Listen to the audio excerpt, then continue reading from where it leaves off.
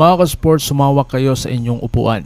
Habang uncertain pa ang pagbabalik ni Carl Tamayo, isang PhilAm NBA prospect ang biglang lumutang, biglang posibleng kapalit sa Gilas Pilipinas. At mas lalong uminit ang usapan dahil eligible siya bilang local player. At kung akala nyong tapos na, mali po kayo. Dahil sa US, isang Pinoy hooper ang pinahiya ang 7-footer big man ng Florida. Nagpaulan ng tres, walang takot sa height advantage, naghalimaw. Mga ka-sports, ito na ba ang hinahanap nating future wing ng ating national team? Kung trip po ang ganitong content, pa-iwan ng follow at pa-subscribe na din. Tara po, simulan na natin. Mga ka-sports, kung hilig ninyong bumili ng mga Gilas jersey, Gilas accessories at mga gamit na pang basketball, habang nanunood po kayo sa aking mga videos, kindly check this basket on this lower part ng ating video at magpa-pop up yung ating mga items sa gilid. Mga legit po yung mga items dyan, and see to it po na makabili po kayo ahead of time kasi meron po yung mga discounts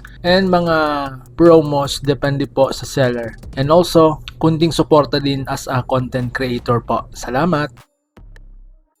Mga ka-sports, bakit may papalit kay Tamayo? Hindi na sikreto na si Carl Tamayo ang isa sa pinaka-importanting piyasa ng Gilas. Isa siyang certified stretch 4, kayang maglaro sa 3 at 4, backup ni JB or Justin Brownlee sa international level. Pero sa ngayon may injury concern po siya at hindi pa sigurado kung kailan ang full return niya sa susunod na window at tournaments. Kaya natural lang na magtanong ang fans, sino ang sasalo sa role ni Tamayo? Sino ang kayang magbigay ng shooting, size at versatility? At dito na po papasok ang isang PhilAm na NBA level ang kalawan. Ayon sa lumabas na impormasyon, ang PhilAm prospect na ito ay may Filipino lineage, posibleng pumasok sa FIBA eligibility rules bilang isang lokal. May size at skill set na swak sa international basketball. Mga sports, ibang usapan na po ito. Kapag local ka, mas flexible ang lineup, mas hindi nasasakripisyo ang imports, mas lalalim ang rotation. Kung makuha siya ng ating national team, hindi lang ito pamalit kay Tamayo, posibleng pagmatagalang solusyon sa wing position. So ngayon mga sports, Andy Gimaw pinahiya ang 7-footer. Ngayon punta tayo sa pinakamainit na bahagi. Si Andy Gimaw, isang batang Pinoy hooper sa US. Humarap sa 7-footer big man ng Florida, mas maliit, mas magaan, mas bata. Pero ano ang kanyang ginawa?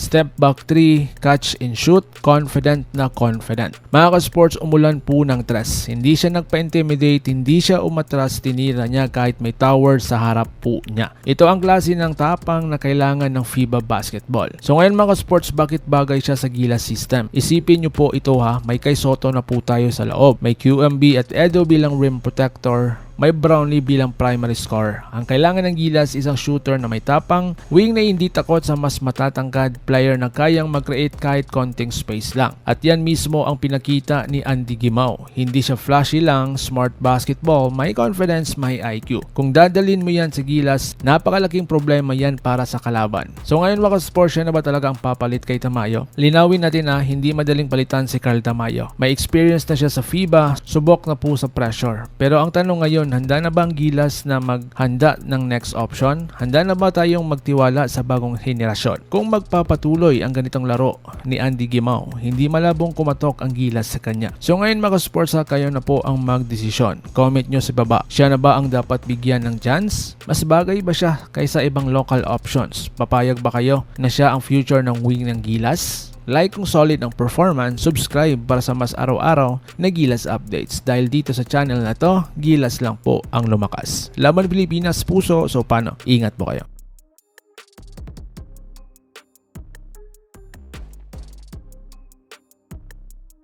Mga ka-sports, kung hilig ninyong bumili ng mga Gilas jersey, Gilas accessories at mga gamit na pang basketball, habang nanunood po kayo sa aking mga videos, kindly check this basket on this lower part ng ating video at magpa-pop up yung ating mga items sa gilid. Mga legit po yung mga items dyan, and see to it po na makabili po kayo ahead of time kasi meron po yung mga discounts and mga promos depende po sa seller. And also, kunting suporta din as a content creator po. Salamat!